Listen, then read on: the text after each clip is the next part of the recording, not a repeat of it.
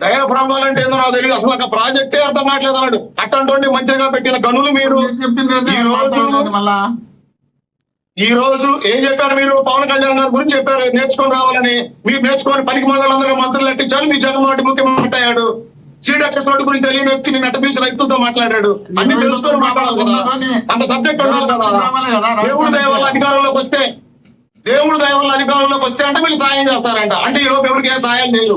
100 మందిని పోగేసాం, 100 మందిని పోగేసాం, డబ్బులు తెచ్చుకున్నాం, డబ్బులిచ్చి జనాలను పోగేసుకున్నాం, చంద్రబాబు కొట్టించుకున్నాం. ఆ కుటుంబం 1 రూపాయి సాయం చేసింది లేదు. సిగ్గు రాజకీయాలు, శవాల మీద పేలాలు ఎత్తుకునే ప్రయత్నం, ఇంకా రాజకీయాలు చేసే ప్రయత్నం, ప్రజలు బండకేసి బోడుగుండి చేశారు మిమ్మల్ని. అయినా సిగ్గు లేకుండా ఇంకా నేర్చుకోకుండా ఇప్పటికీ కూడా రాజకీయాలు చేసే ప్రయత్నం. నిన్న అక్కడ నారా లోకేష్ గారు క్లియర్ గా ఏమండి నేను బాధిత కుటుంబాలతో మాట్లాడటానికి వచ్చాను అని చెబుతుంటే అక్కడ మీకు సంబంధించిన కొంతమంది న్యూస్ చేయించడానికి మీరు పంపించిన వ్యక్తులు, మీరు పంపించి న్యూస్ చేయించిన వ్యక్తులు మీ న్యూస్ పత్రికలో పొంకాలు కథలు రాసిన మీ పనికి మాల పత్రిక తప్ప అక్కడ ఉన్న కార్మికులకు తెలుసు ప్రభుత్వం ఏ విధంగా స్పందించింది, ఏ విధంగా అండగా నిలబడింది. గతంలో 3 సార్లు లెటర్లు రాశాం, ప్రధానమంత్రి కలిసాం. ఎందుకు ఆపలేకపోయారు? మీ హయాంలో విశాఖ స్టీల్ ప్లాంట్ పరిస్థితి ఏంటి? 30% పడిపోయినారు ఉత్పత్తి. ఈ రోజు 95% వచ్చింది ఉత్పత్తి. ఈ రోజు విశాఖ స్టీల్ ప్లాంట్ లాభాల్లో ఉంది. అది మీ కళ్ళకు కనపడదు, మీ చెవులకు కనపడదు, మీరు బుద్ధి తెచ్చుకోరు.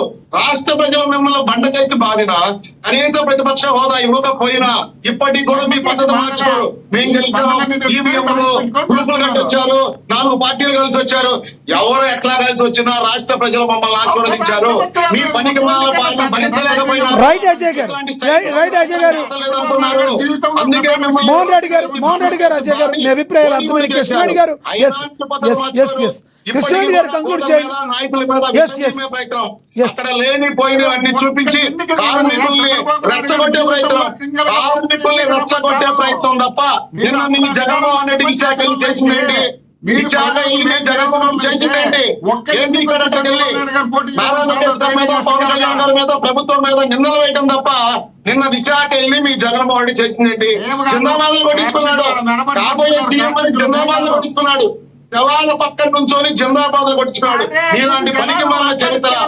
తండ్రి శవాన్ని బట్టలు పెట్టుకొని సంతకాలు పెట్టించుకున్న గనుడు ఆ జనాలు 100 నుంచి 200 300 ఇచ్చి మహిళలు తీసుకొచ్చారంట. వాళ్ళు క్లియర్ గా చెప్తా ఉన్నారు, వాళ్ళు కార్మికులు అంటే వాళ్ళు కార్మికులు కూడా కాదు. ఎందుకు వచ్చారమ్మా అంటే ఏమో జగన్మోహన్ రెడ్డి గారు వస్తున్నారంట, మాకు డబ్బులు ఇచ్చారు మేము వచ్చాం. అక్కడ ఎక్కడ అజయ్ గారు అక్కడ అలాంటి ఏమి అనిపించలేదులే కానీ అజయ్ గారు ఇప్పుడు ఎవరు మాట్లాడినా తప్పే. అజయ్ గారు ఒకటి చెప్పాలి మీకు. అజయ్ గారు మీకు ఒకటి చెప్పాలి. మీకు ఒకటి చెప్పాలి. ఆ రోజు అమరావతి రైతుల్ని అక్కడ ఉన్న వాళ్ళు రైతులు కాదనేది అప్పుడున్న జగన్మోహన్ రెడ్డి గారు బ్యాచ్ ఎవరైతే ఉన్నారో వాళ్ళు చెప్పింది ఎంత తప్పో ఈ రోజు అక్కడ ఉన్న వాళ్ళు కాదని చెప్పడం కూడా మీద అంతే తప్పు. అక్కడ ఉన్న వాళ్ళు ఉన్నారు కానీ అడిగిన తీరు కరెక్ట్ కాదు. వాళ్ళు లోకేష్ గారిని అడగాల్సింది కాదేమో కానీ అలా కానీ అది కరెక్ట్ కాదు అలా అంటాం. ఆక్రందంలో ఉన్న వాళ్ళు 4 రకాలుగా మాట్లాడతారు సార్.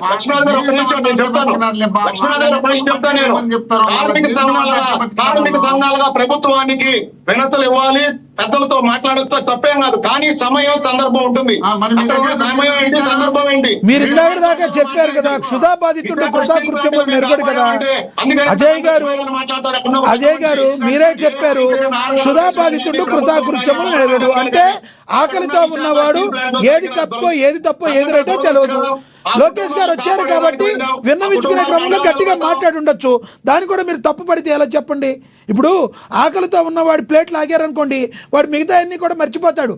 ఏది కరెక్ట్ కాదు వాడు వెళ్ళి అటాక్ చేస్తాడు. అలాగే అక్కడ చనిపోయి ఉన్నారు, దాని మీద ఉన్నారు, వాళ్ళు మాట్లాడారు. దాన్ని మీరు తప్పు పట్టుకోకూడదు సార్. రైట్ సార్, మీరేమి ఉత్తములు కాదు. అమరావతి రైతులందరినీ పెయిడ్ ఆర్టిస్టులని తిట్టినోళ్ళు కాబట్టి మీ ప్రభుత్వానికి గతి పట్టింది. దయచేసి ఆగండి. మీరు కూడా మోహన్ రెడ్డి గారు ఎవరైనా మాట్లాడొచ్చు. మీ జగన్మోహన్ రెడ్డి గారు మీరు మాట్లాడితే చాలా ప్రాబ్లం ఉంటుంది. రైట్ రైట్, మీ అభిప్రాయాలు అర్థమైనవి. దయచేసి ఇద్దరు ఆపండి, సమయం అయిపోయింది. కృష్ణవేణి గారు లాస్ట్ 1 minute కంక్లూడ్ చేయండి మేడం. కృష్ణవేణి గారు రైట్ రైట్. మీ మానవీయ కోణాలేంటి? టైర్ కింద కార్యకర్తలు తొట్టేసి కనీసం పరామర్శించని గనుడు మీ జగన్మోహన్ రెడ్డి. ఇక మీరు మానవత్వాల గురించి ఇక్కడ మీరు మాట్లాడితే మీ నైతికత ఎక్కడ ఉందండి? ఊరికే మీరు కథలు అయిపోయింది. కృష్ణవేణి గారికి ఇవ్వండి. PCR please. ఎస్, రాష్ట్ర ప్రజలు సిద్ధంగా లేరు.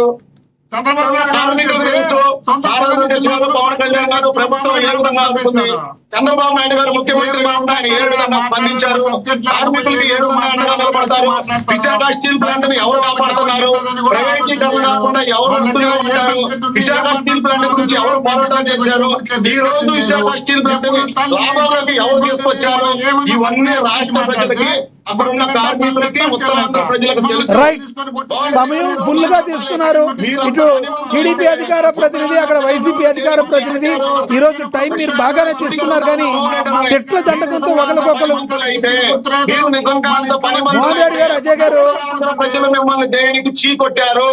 రైట్, అజయ్ గారు, అజయ్ గారు, అజయ్ గారు, ఎవరు ఎవరిని ఓడించారు, ఎవరు ఎవరికి బోడి గుండు కొట్టారు, ఎవరిని బండకేసి బాధారు, ఈ రోజు కూడా రాష్ట్రంలో డబ్బుల నుంచి తెచ్చుకున్న పరిస్థితి దిగజారింది ఎవరు? మీ నాయకుడు. జనాలు లేక డబ్బుల నుంచి జనాలు తెచ్చుకునే పరిస్థితికి దిగజారింది ఈ రోజు వైసీపీ పార్టీ. మీరు మాట్లాడుతూ ఉన్నారు ఇంకా సిగ్గు. రైట్ రైట్, అజయ్ గారు, మోహన్ రెడ్డి గారు ప్లీజ్ ప్లీజ్, సమయం అయిపోయింది. కృష్ణవేణి గారు కంక్లూడ్ చేయండి. కృష్ణవేణి గారు దయచేసి కంక్లూడ్ చేయండి ప్లీజ్. వాళ్ళిద్దరూ మ్యూట్ లోనే ఉన్నారు, మీరు కంక్లూడ్ చేయండి. ఇద్దరు మ్యూట్ లోనే ఉన్నారు. గారటండి ఓ ఊగిపోతూ ఉంటారటండి. ఆ ఊగిపోయినటువంటి ఆ ఊపే మీ జగన్మోహన్ రెడ్డిని 151 నుంచి 11కి పడేసింది. అది కూడా మీకు ఇంకా అర్థం కాకపోతే దానికి ఏమీ చేయలేము. ఇవాళ ఆడేపల్లి బ్యాలెన్స్ లోని, ఎలక్ట్రిక్ బ్యాలెన్స్ లోని కూర్చొని ఉయ్యాలు ఊపుకునేటువంటి పరిస్థితి పవన్ కళ్యాణ్ గారు ఆ ఊపే. కానీ పదే పదే మీరు పవన్ కళ్యాణ్ గారిని విమర్శించారు. అంటే ఒక అక్కడికి వెళ్ళారు సార్, అక్కడికి వెళ్ళింది కార్మికులు చనిపోయిన చోటుకి వెళ్తే ఆ పవన్ కళ్యాణ్ గారు అన్ని నేను తెలుసుకుని మాట్లాడుతాను, ఏది పడుతుంది మాట్లాడినని ఆయన మాట్లాడడం ఘటన జరిగిన వెంటనే వెళ్ళారు కాబట్టి. కానీ ప్రతి విషయం మీద కూడా జగన్మోహన్ రెడ్డి గారు నిన్న ఒక ప్రెస్ మీట్ జరిగింది. అక్కడ ఆ ప్రెస్ మీట్ జరిగితే మీడియా సోదరులు అడిగినటువంటి క్వశ్చన్స్ కి ఎక్కడ సజ్జనటువంటి స్క్రిప్ట్ పోయింది. నేను ఇంకా పారిపోతున్నాను జగన్మోహన్ రెడ్డి. ఇలాంటి వ్యక్తులు పవన్ కళ్యాణ్ గారి గురించి, పవన్ కళ్యాణ్ గారి చరిష్మా గురించి మాట్లాడుతుంటే రాష్ట్రంలో ఉన్నటువంటి ప్రజలందరూ నవ్వుతున్నారు సార్. వీళ్ళట విశాఖ ఉక్కు కోసం, విశాఖ స్టీల్ ప్లాంట్ కోసం అసెంబ్లీలో తీర్మానం చేశారట. ఆ తీర్మానం ఏ దొడ్డుదారిని చేశారు? ఆ తీర్మానం చేసినటువంటి ఆ పత్రాన్ని జగన్మోహన్ రెడ్డి గారు పాకెట్ లో పెట్టి తిరిగారా అండి? అంటే కేంద్రానికి పంపించలేదా? అది ఎప్పుడు అఫీషియల్ గా చెప్పినటువంటి పరిస్థితి లేదు. కానీ ఇవాళ వచ్చేసరికి మేము తీర్మానం చేసాం, అసలు మేము కేంద్రానికి పంపించాం, మేము ఆపేస్తామని చెప్తున్నారు. నిజంగా పరిస్థితి అలాంటి నిర్ణయం తీసుకోవడానికి ఒక అవకాశం జగన్మోహన్ రెడ్డి గారికి వచ్చింది ఆలోచన అంటే కనుక మా జనసేన పార్టీ అధినేత పవన్ కళ్యాణ్ గారు విశాఖ ఉక్కు ఆంధ్రుల హక్కు అని ఆయన పార్టీ ఆఫీస్ లో కూర్చొని విశాఖ స్టీల్ ప్లాంట్ కోసం సంఘీభావం తెలుపుతూ ఒక రోజు నిరాహార దీక్ష చేపట్టారు. ఆ తర్వాత దాని మీద జగన్మోహన్ రెడ్డి గారు దొడ్డదాని విశాఖ స్టీల్ ప్లాంట్ ని ప్రైవేటీకరణ